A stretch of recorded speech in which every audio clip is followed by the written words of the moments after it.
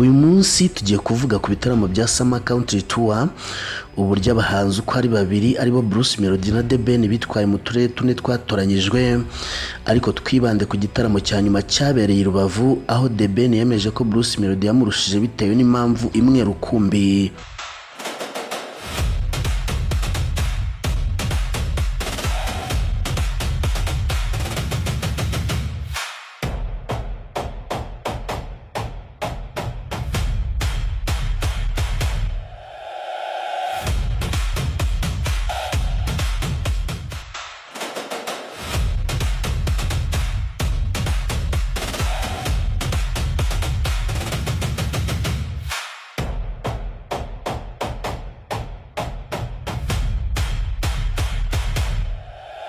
Murakaza neza kuri Kigali 250, urubuga rwagezeho amakuru agezweho y'imyidagaduro, umuziki, ibyamamare n'udushya dutandukanye bishyushye, byizewe kandi bikonogeye.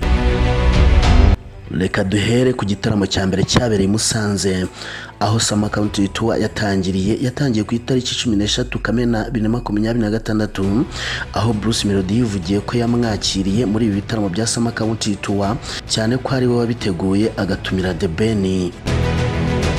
Tariki 20 Kamena 2026 bataramiye Nyagatare, aho byagaragaye ko aba bombi bitwaye neza bigatuma abo bose bahabwa amanota 10 ku 10.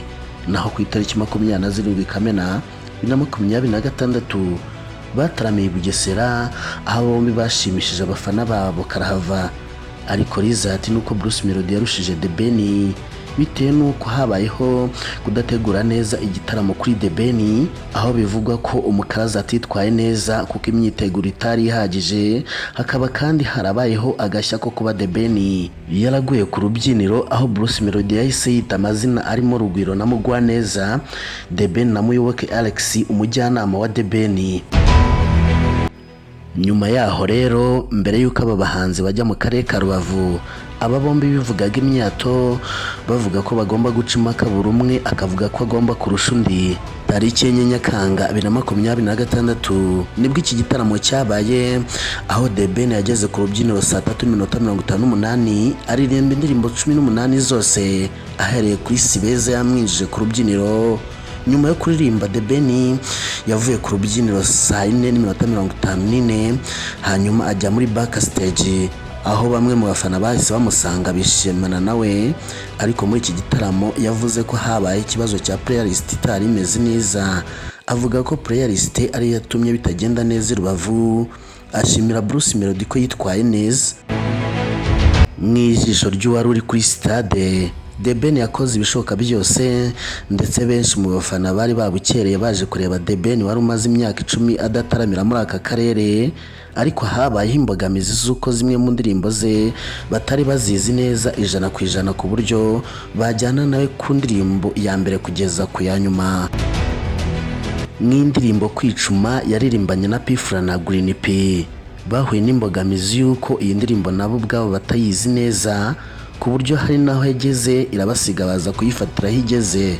The Ben ubwe yivugiye ko Bruce Melody yamurushije, ariko avuga ko azihimura mu gitaramo cya buri mwaka akora yise The New Year Groove. Ndagushimiye kuba wanye nanjye, ni Kigali 250 ubusanzwe nge nitwa Nero.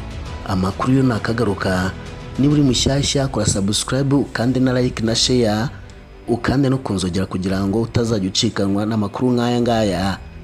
Mbifurije kugubwa neza.